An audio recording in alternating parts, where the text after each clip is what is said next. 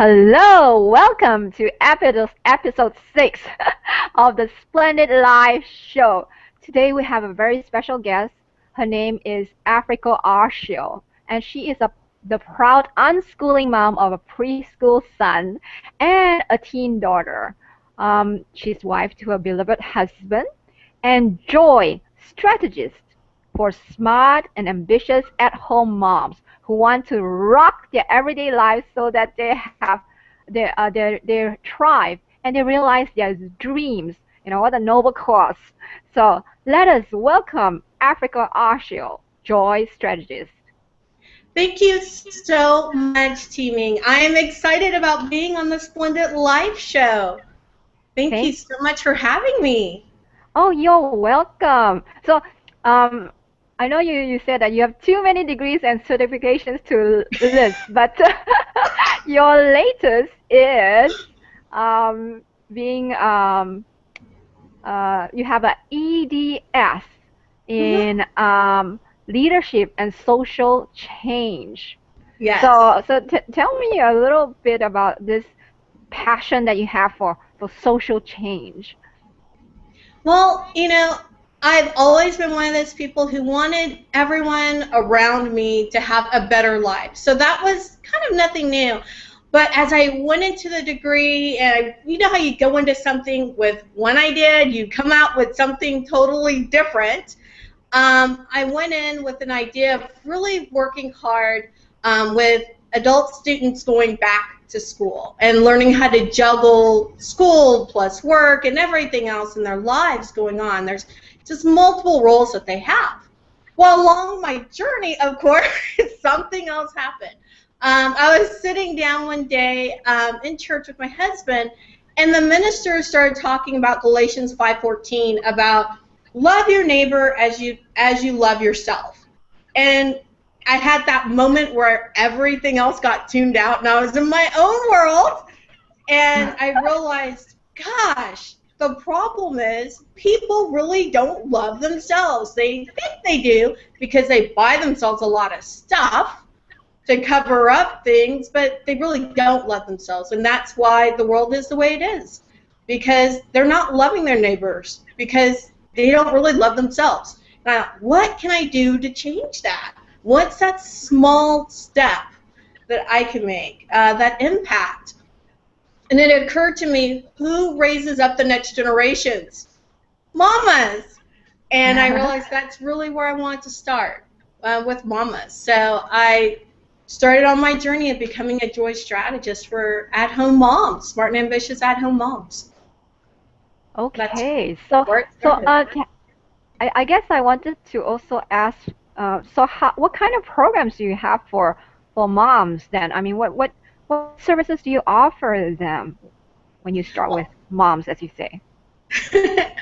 Well, I have a couple of things that I do, Teaming.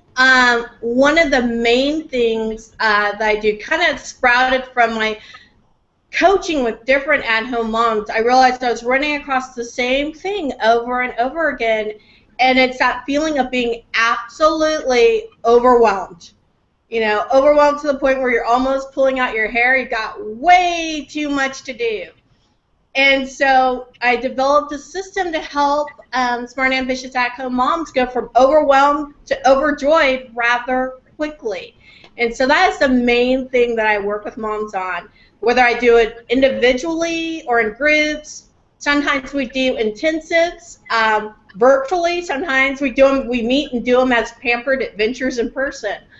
So it just really depends on what exactly they're looking for, but it all revolves around that core system of learning how to go from overwhelmed to overjoyed. I like that, overwhelmed to overjoyed, alliteration here. So, yeah, I know. And let me actually share. I want to, let me see, do a screen share of your website. Isn't it pretty? Oh my gosh, I love the colors. Yes, it's taking you from crazy, cranky, overwhelmed to the peaceful, joyous, love-filled life of your dreams. And your website address is www.africaarchield.com. So it's spelled AFRICA Archield.com. I know I pronounce it as if there's an S in the place of a C, but it's Archield, right? Okay, cool. So let me see. I guess what I would like to ask you is to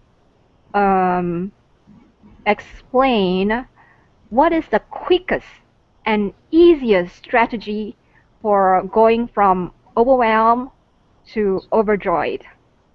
Okay, yeah, I don't mind that at all.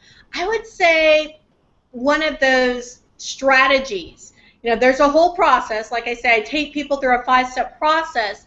And in that process, one of the things that we work on is learning how to dump it. And I talked about this in one of the videos on my site. By dump it, I mean learning how to delegate. As moms, as women, we really like to think that we're the only ones who know how to do something. I know. We're the only ones who can do it right. Yeah, I know. It's such a crazy, crazy notion, because at some point in time, we're not going to be there. Just very realistically, we're not going to be there for one reason or another. So we might as well start teaching someone else to do certain things, whether that's fold the laundry, to cook, to clean, to do spreadsheets, whatever it is. We might as well start teaching someone else how to do it the way we like it done, or entrust them with the ability to do it right, instead of micromanage them to death. Really trust them to do it, so that we can free up some space in our lives, some actual time, and some mental space in our brains. And so one of the easiest ways to get out of overwhelm is to start delegating stuff. To start delegating it, getting it off your plate. Because that's the problem. You got too much to do. You pile too much on. You've got to get some of it off. And so the easiest, quickest thing, delegate. Okay. All right. Delegate. Dump it. You mentioned somebody else. Okay, somebody else. Okay. So, all right. Yeah, we just don't not do it and dump it and put it aside. It's to somebody else. All right. Okay. So what are steps 2 to 5? Because you mentioned step 1, dump it. And so step 1 is well, step 1 is really what I call running through your mental funhouse. Part of that is in dumping it and pushing it off on someone else's plate. Learning that delegation piece is part of going through that mental funhouse. But that mental funhouse is all the things, what I call them, the tapes that play in your head that aren't really true. They're just our perceptions that have been warped, like funhouse mirrors. I see. Yeah, so we've got to go through, and we got to straighten out those funhouse mirrors.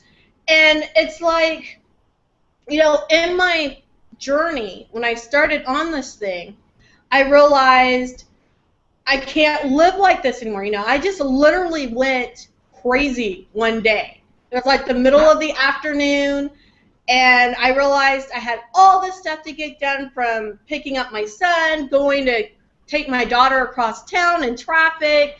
I hadn't pulled out anything for dinner. The house looked like a bomb went off in it. I had a paper due because I was still working on my degree at the time. And my dad had asked me to do a project for him. And it was 3 in the afternoon. I didn't know how on earth I was going to get it all done. I was just going crazy. I was at the point of, I was in tears. And I realized I can't live like this anymore. And instead of having that realization and then, I don't know, a few days later running away from it like I normally would and just going back into the mess, I really decided to push and figure out some ways to handle it. And the first thing that I came across were systems. And systems are great. It was a system for time management. So I had one of those, they call them command centers, calendars. So I would stop double and triple booking myself for things. I got a system for meal planning. So I knew Ah. not only what we're going to have for dinner, but I knew what I was doing for breakfast and lunch and snacks, and I went grocery shopping once a week. I got a system for cleaning the house. So those systems started to really help me, but they're like taking aspirin because you hurt. You know, you Right. take aspirin or Advil because you hurt, so you're taking care of that symptom, but you Right, haven't right. gotten to the core problem. And those Mm. systems took care of some of my symptoms, but they didn't Mhm. get to the core problem. And the core problem was in my mental funhouse. I really Mm. need to get between my ears and figure out what was going on, get my perception straight. And Mm. so going through that process, and that step one of my process really helps from learning to delegate and why to delegate and not micromanage to, I guess one of the big ones was communication. Uh-huh. And that helped with the delegation, but the communication, instead of deciding you already know what someone else thinks and what they will and won't do, actually communicating with them and finding out. Um, Mm. we all live in some kinds of weird fears. And so think about it like you're in your room at night and you think you see somebody else in there, right? Mm. And you Mm. freak out because you're sure there's someone in your room and you're trying to figure out how to defend yourself. And then you Mhm. flip on Mhm. the light switch and you see it's just a jacket on a hanger. It wasn't Mhm. anybody Mhm. at all. And so that's Right. kind of how fear is until we bring stuff into the light and really ask questions and get to the truth. We live in these Mm. kind of delusions of that fun house. So Mhm. it So, was a lot of work on that. so you wanted to shine a light on the actual thing and then see, oh, it's not as scary or whatever it is that you thought it was. So your assumptions were wrong and things like that. Okay, got that. Exactly. Mm. You've got to get to the truth of the matter. And that's, I mean, going through the mental fun house is going through and getting to the truth and straightening out all those mirrors, whether it has to do with emotional stuff, social stuff, financial stuff, spiritual stuff, getting all that stuff handled. And that can be kind of trying, but it's an important base to move off Mhm. from. Yeah. So why is this understanding the true source of your overwhelm important? Because you Say it mentioned one you more time, dig into Tammy. all this. Oh, why is understanding the true source of your overwhelm important? Because you mentioned, when you look at the financial, the spiritual, and all these different aspects of it. So explain why is it important? It's so important because it's like when I was talking about when you have pain, you just take medicine and get rid of the symptom. By getting to the true source, you can start making fundamental changes at the foundation and really start Mm. to get well. I mean, if you think of it as an illness, you're getting well. If you think about it as a house, you're fixing the foundation. And you can really build and move forward in your lives. But if you don't, it'll keep sabotaging you. Now, I think in popular culture we talk about self-sabotage. And that Mhm. self-sabotage comes from all these different perceptions we have that we haven't gotten to the truth of yet. And so it's something I spent a bit of time on going through the system because I had to spend a bit of time on it.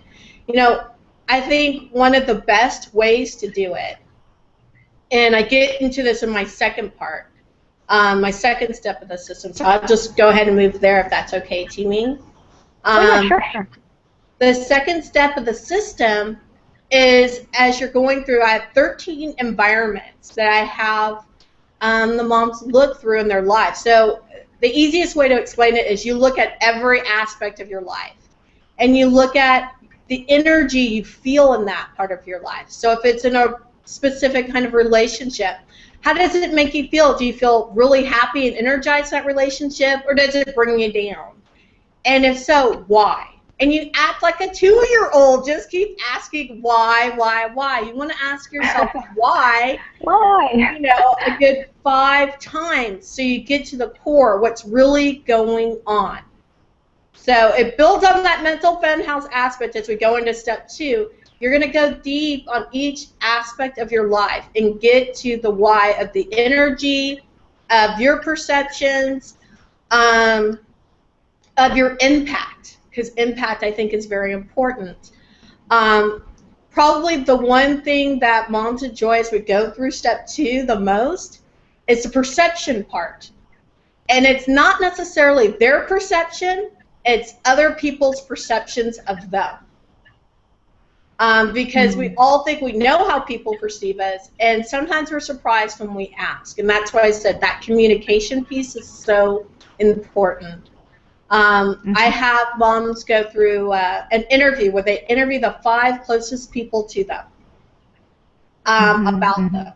And when they go through that interview, one of the, I think, most striking questions I have them ask is, I have them ask the person, name one attribute that I have that I don't really show, that I don't really share with other people, that I should share more often.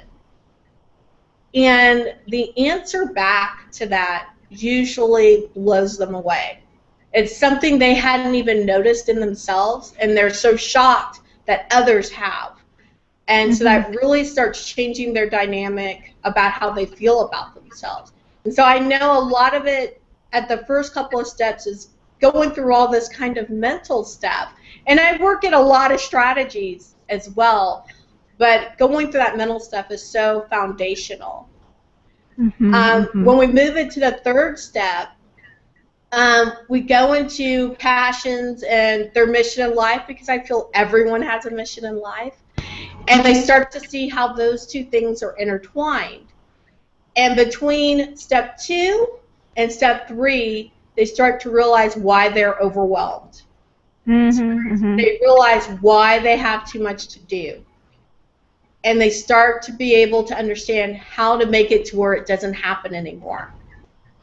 So sometimes they realize they're overwhelmed because the things they're actually focused on have nothing to do with their passion and their mission. They're completely out of alignment. Or they realize that energetically the things that they're most invested in really bring them down. And so overwhelm is, like I said, it's also a state of mind, but it is also actually having too much to do.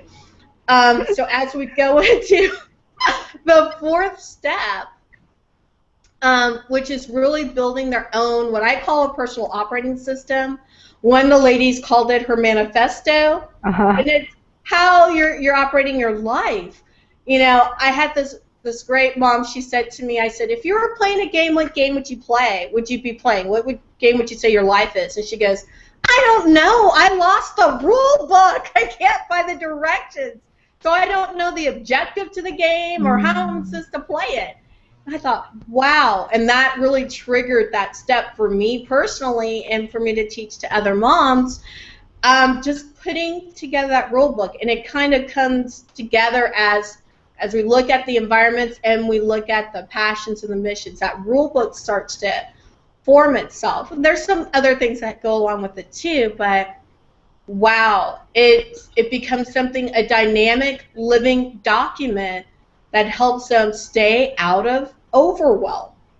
Yeah, I really like this concept of a manifesto, because it says that, it tells me that, you are going to declare to the world what you're going to stand for, what you'll take, and what you don't accept, right? Exactly. Yeah. Exactly. And it's so liberating. That's the one thing. The process itself is so liberating. And the last step, I think, is the most important one, because the other ones won't matter without the last one. Oh, okay. it doesn't matter. Because, we all have that day where we've gone crazy and we want to make a change. And maybe we even go through a process to make a change, but we don't keep the change going. It doesn't become an automatic part of our everyday lives. So that last step is community. Being part of a community so that you can implement the change and keep it until it becomes automatic. So you've had to mess with that document a few times as you get hit with different things that come in your life. So that's when I think the most important part is being in community. So that's the fifth step.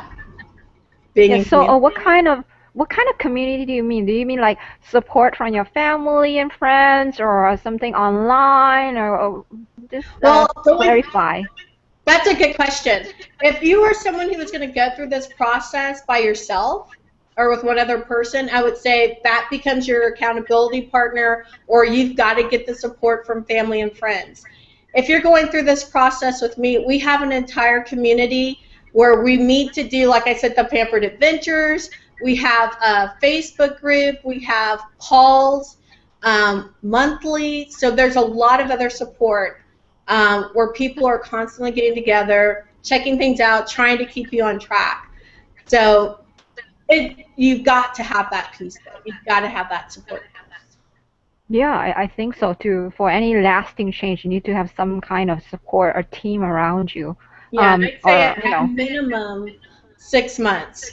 You can't do you can't do it in less. okay. Tell me about this Pampered Adventure. I like that Pampered and Adventure. It's very intriguing. What is it? Well, sometimes I was talking to this mom one day. She goes, "I like the idea of what you're doing, but I wish I could just come and be immersed in it and go away." And I thought, as moms, we rarely spend time or money on ourselves because we want to make sure everyone around us is doing well. And so being able to go away for a weekend, get picked up from the airport in a limo, taken out to the resort, and just, kind of living La Vida Loca for a weekend, with the spa treatments and some adventures, and that depends on the location, the adventures do. But I put in adventures, and during the weekend, let's say you get there Friday night, we all have dinner together, and then do curriculum and all the stuff that we've just talked about, the steps over Saturday and a little bit on Sunday, but all that time too, we have spa treatments and adventures and all that kind of stuff. So that's a Pampered Adventure, and you end up leaving after lunch on Sunday. So it's like an immersive experience, right? Yeah. So what about for those who cannot really afford to take the chunk of their time and go out like for this like weekend retreat thing? What kind of experiences can you offer them? Well, I have a couple of other experiences. There's a boot camp that I offer doing the same thing, and it's, from home, and we meet twice a week. The first time in the week, we go over some curriculum stuff. The second time in the week, it's a Q&A call, and so that goes over 5 weeks.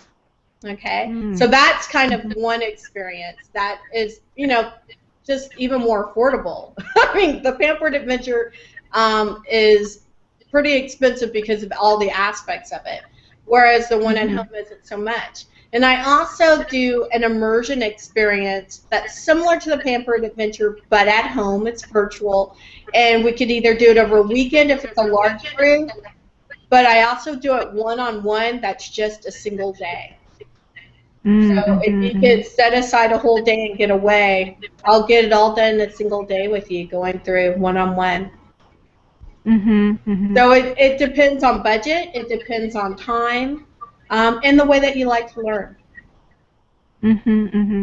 Okay, so it's really like what you can the way that you want to just take on this transformation, whether you just want to like do kind of like all at once, sudden change kind of transformative experience, or something more gradual that you kind of build up over time, or an in-person kind of feel the energy kind of thing. Exactly. Or, virtual. And no matter which way that you do it, there's still that 6 months of community support. So whether you do it all in one day or you do it gradually over time. So I always say to people, it doesn't matter which way you do it.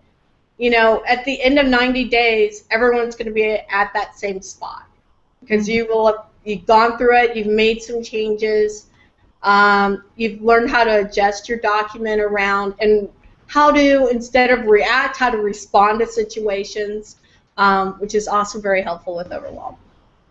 Can you give us a case study of maybe a client? You don't have to give the real name, just an example of how you took them from overwhelm to Overjoyed. Yeah, sure. Okay. So we'll call her Maggie. Okay. Okay. So I worked with Maggie.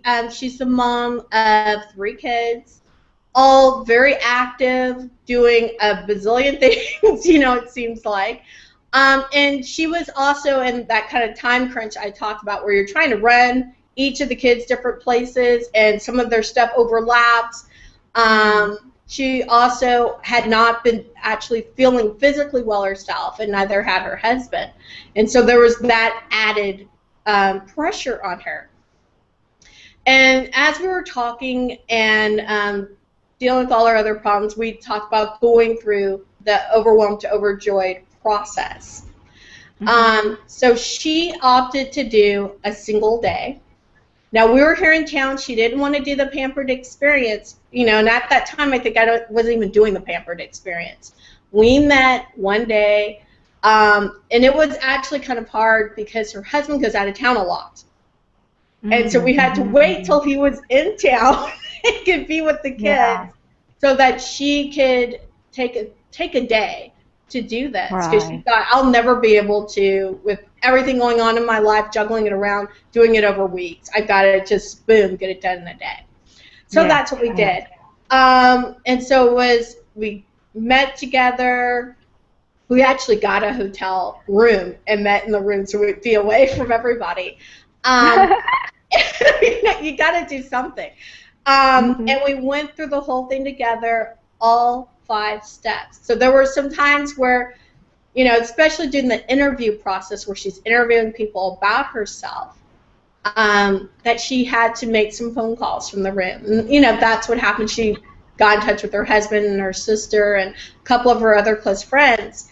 And it was just, she said at the end of the experience, even though it was just that day, so we're talking about the end of that day, she felt like a weight was lifted off her shoulders, that she had a path, like she had a document she could move with and go forward, so that, yes, we talked about systems, yes, we talked about time management, and we talked about meal planning and all that other stuff, but that document, that manifesto, was what was going to keep her going. And of course, I wanted to still follow up with her, and we still had some one-on-one sessions. We have 4 one-on-one sessions over the next 6 months. Of course, with, she was on the monthly calls and the Facebook group and all this other kind of stuff. And just, she feels like her life is in flow. And that's the way she put it, just in flow. She's happier. Her kids are happier. That's important. She feels healthier. It wasn't her health problems were more or less caused by her stress, rather than the actual symptoms that she had. They're all stress induced. So by getting to a place where she was less stressed out and more into joy, her life flowed. She was happier and healthier, and so were the kids. And it was interesting. Over that period of time, I saw the kids' activities decrease. I didn't expect that. But they actually decreased in activities and then had more family time. So when Dad was at home, they went and did all sorts of things together. And just the whole family is more at peace. It was almost as if, like I say, people buy stuff so they feel loved. As proof that they love themselves. It's almost as if her and the kids were piling all these activities on themselves so they knew they loved themselves. And by streamlining to just the things that brought them joy, wow. It just made all the difference. All the difference. Yeah. So that's different I guess that's a different concept for me, that, you, instead of filling your life with things, you're filling your life with activities as a way to feel good about yourself. So yeah, I didn't think of it that way. Yeah, look at everything I'm doing. Yeah. And when they started streamlining to just the things they loved, wow, it made a huge, huge difference. And that was part of going through that document. And one of the things I would say that document really helps with is making decisions. Should I do this or should I not do this? When you go through the document, you realize it becomes a filter for your life. Mm-hmm. And you know, nope, that doesn't work. Sorry. Mm-hmm. Mm-hmm. I can't Yeah. do. And Yeah. one of the things my good friend Susan Toll said, and I just love the way she said that. She says this: Mm-hmm. no is a complete sentence. No is a complete sentence. Hey, I say no a lot to my kids. Yeah. So many Oh. people don't, but no is a complete sentence, and that's one of the things we really, you know, I've always been a big fan of the word no, and it's one of those things that I stress during the process, learning how to say no. But knowing that no is a complete sentence, you don't have to explain your no. Mm-hmm. No is a complete Mm-hmm. sentence. So Yeah. definitely one of those other great things that happens. So because of that document, you know when to say no. And you mean it, and you don't have to explain yourself. Yeah. Well, it's been great talking to you. So I want to let you end with a message that you want to deliver to mamas everywhere. So what would be your message, Africa? Oh my goodness, Steaming. I would say, you know, go through this process of overwhelmed to overjoyed, whether you go through it with me, with someone else, however you do it, because what you can bring into the world when you're coming from a place of joy and a place of love is tremendous.